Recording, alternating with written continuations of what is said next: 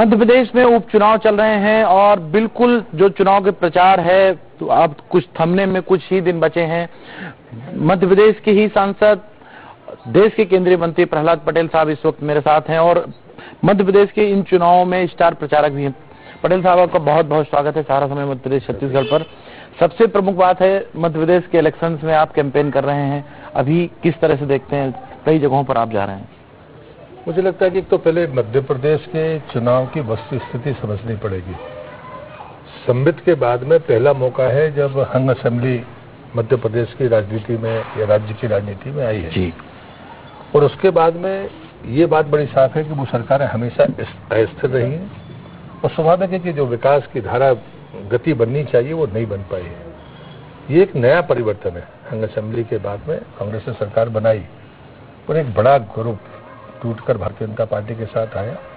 लेकिन इसमें लोकतंत्र के लिए एक बात बहुत अच्छी है कि हमेशा से लोग दल बदल करते थे जी, लेकिन अपने विधायक ही नहीं छोड़ते थे। ये पहला मौका है जब लोगों ने दल बदल किया और उसके बाद में भरोसा करके जनता पर वो जनता की अदालत में गए हैं। तो ये चुनाव प्रदेश की राजनीति के लिए महत्वपूर्ण चुनाव है और मैं ये मानता हूँ कि स्थायित्व की दृष्टि से भारतीय जनता पार्टी को जनादेश मिलेगा, प्रचंड जनादेश मिलेगा, ऐसा मेरा मानना है। चूंकि कांग्रेस ने एक मुद्दा इसको लेकर बना रखा है कि मध्य प्रदेश में जो कांग्रेस की सरकार गिरी है, कमलनाथ की सरकार गिरी है, इस पे लगातार वो एक ऐसा आरोप लगाते हैं कि लोगों को प्रलोभन दिया गया है, टिकाऊ बिकाऊ इस तरह की बातें करते हैं। चूंकि आपने एक बहुत अच्छी बात कही कि पहले ऐसा होता था कि लोग बागी तो होते थे लेकिन विधायकी से या मंत्री से इस्तीफा नहीं देते थे। पहली बार उन्होंने पद से इस्तीफा दिया है, लेकिन ये तो कानूनन मजबूरी भी थी ना, जो अटल जी ने कानून बनाया था। नहीं, उसके लिए आप 6 महीने तक कोई मजबूरी आपकी नहीं थी, आप उसको ऐसा नहीं कर सकते थे। लेकिन मुझे लगता है कि आगे समय में आपको ये भी तय करना पड़ेगा, अगर जो भी लोकतंत्र में जो आरोप प्रत्यारोप लग रहे हैं उसका एक रास्ता है।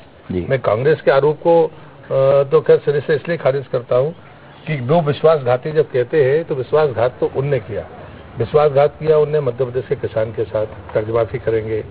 फिर आपने बोनस जो शिवराज जी की सरकार दे रही थी आपने उसको नहीं होने दिया, आपने किसान के साथ विश्वासघात किया, फिर आपने नौजवान के साथ किया। आपने कहा कि हम 4000 रुपया उसको स्टाइफंड देंगे नौजवान को, वो आपने नहीं दिया। फिर आपने कहा कि गरीब तो 2.5 लाख आपने उसके आवास वापस कर दिए। फिर आप गांव की बात करते हैं, मंडी की बात करते हैं। तो मुझे लगता है कि विश्वासघात तो आपने किया। फिर जो सबसे बड़ी बात है वो मजदूर की बात है कि आपने संबल योजना बंद की। संबल योजना, मैंने मजदूरों के बीच में देश भर में काम किया है, तो विश्वासघात तो कमलनाथ जी और उनकी सरकार ने किया, तो उनको विश्वासघाती लगते होंगे उनसे जो दूर गए हैं। लेकिन जिन क्षेत्रों में वो गए हैं वहां पर जनता के साथ विश्वासघात इसलिए नहीं हुआ क्योंकि वो जनता की अदालत में गए हैं। तो इसलिए मुझे लगता है कि ये लोकतंत्र के लिए सबसे सही रास्ता है।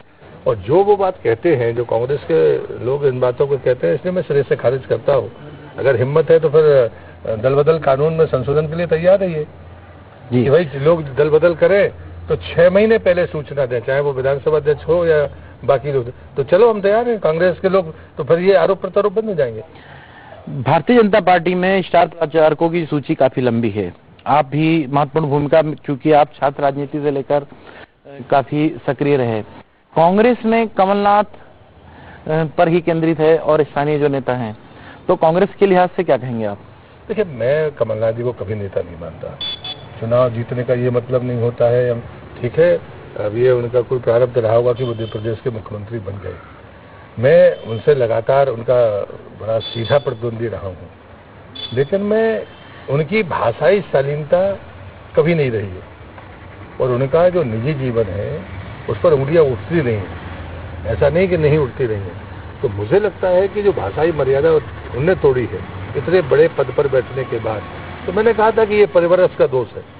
या आवेग में, आवेश में और आवेग में बोल जाए कोई तो चलो मैं उसको गलती मानता हूँ, लेकिन एक जिम्मेदार आदमी मंच पर खड़े होकर सार्वजनिक जीवन में कहे, निजी तौर पर आप क्या करते हैं इसको राजनीति में नहीं घसीटा जाता, लेकिन जब आप सार्वजनिक मंच पर कोई बात बोलते हैं तो वो डिबेट होगी और उससे साबित होगा कि आपका लेवल क्या है।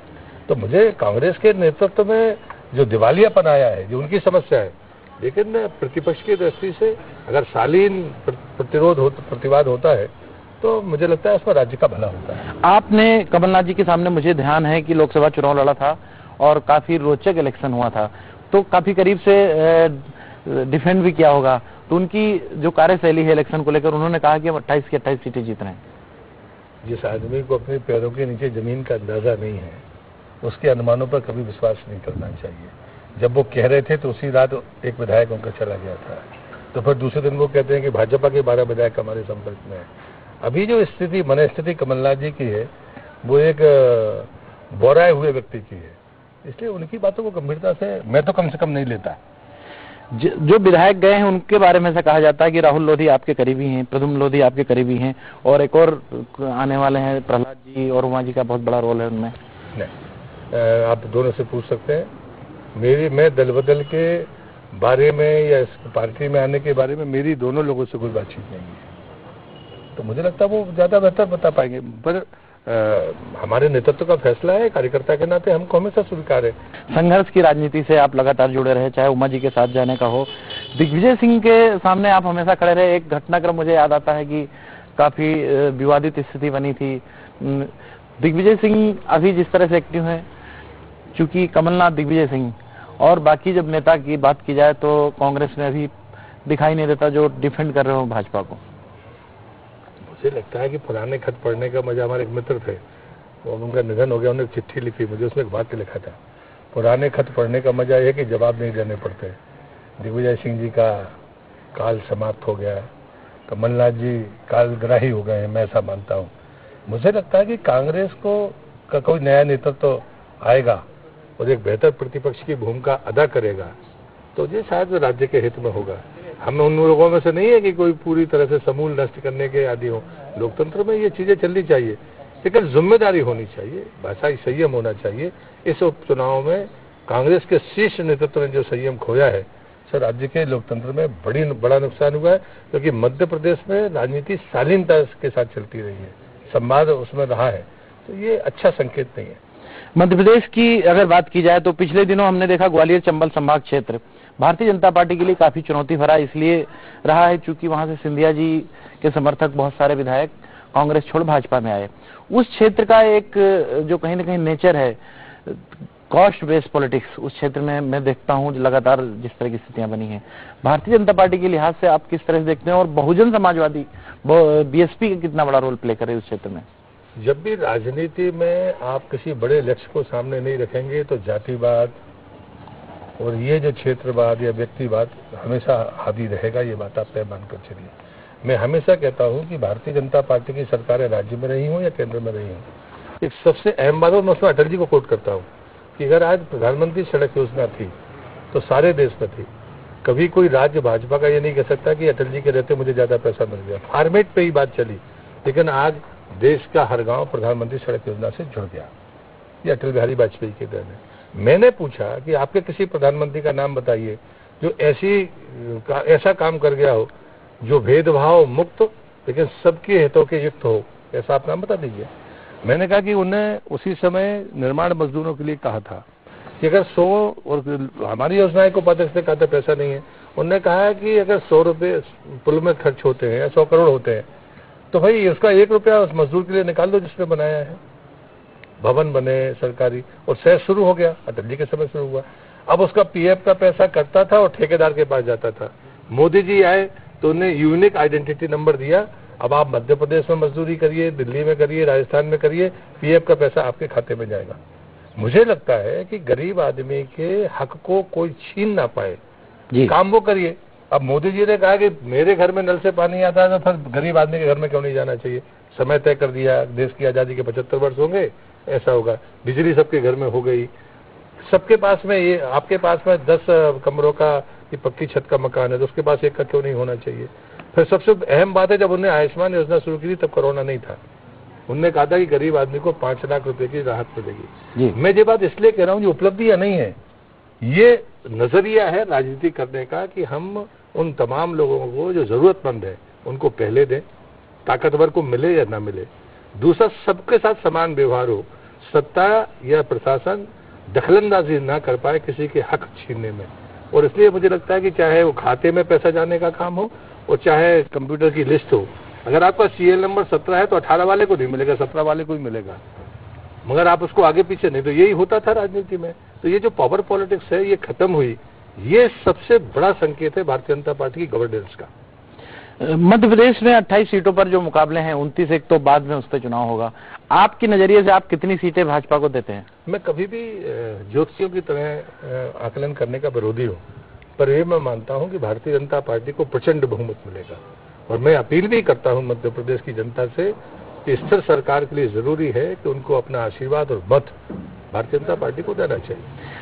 कर्ज माफी को लेकर लगातार कमलनाथ की तरफ से यही कहा जाता है कि उन्होंने कर्ज माफी की, और 26 लाख किसानों की बात कमल पटेल ने कही, चूंकि उसको लेकर भी कई बयान हो चुके, कई डिबेट हो चुकी हैं। कर्ज माफी वो अपने सितारे मानते हैं, कमलनाथ सरकार अपने सितारे मानते हैं कि उसके शोल्डर पे वो सितारे लगे हुए हैं कर्ज माफी की किसानों की। मुझे लगता है कि मैंने कहा ना कि जब जमीन का अंदाजा ना हो कि हम खड़े कहाँ हैं, तो ऐसी बातें होती है। और मैं एक सलाह दूंगा कांग्रेस के लोगों को कि मजदूर और किसान की बातें पुस्तकों में पढ़ के नहीं जानी जाती, उसके लिए जमीनी सच्चाई जानना जरूरी होता है। शायद ये सबसे बड़ी कमजोरी है कमलनाथ और कांग्रेस के नेतृत्व में। मैं नहीं मानता कि उनको मजदूरों किसानों के हितों की बहुत जमीनी जानकारी है, इसलिए शायद ये भ्रम पैदा होता है। मध्य प्रदेश में चूंकि आप नर्मदा पुत्र के नाम से जाने जाते हैं, कई बार आपने माता नर्मदा की परिक्रमा भी की, नर्मदा, और नर्मदा मध्य प्रदेश की जीवनदायिनी है। नर्मदा जी को लेकर लगातार कई बार बातें भी होती रही, दिग्विजय सिंह ने भी नर्मदा जी की परिक्रमा करी। वहां की जो समस्याएं हैं, चाहे नाला टेपिंग का मामला हो, प्रदूषण फैलने की बात हो, वृक्ष लगाने की बात हो, आप चूंकि अब केंद्र में हैं तो इसके लिए कम से कम आपके मन में तो कुछ एक होगा कि नर्मदा जी के लिए किया जाए। अमरकंटक जी से हमने उद्गम से एक कार्यक्रम दिया है, प्रसाद योजना में, और मैं मानता हूं कि उद्गम को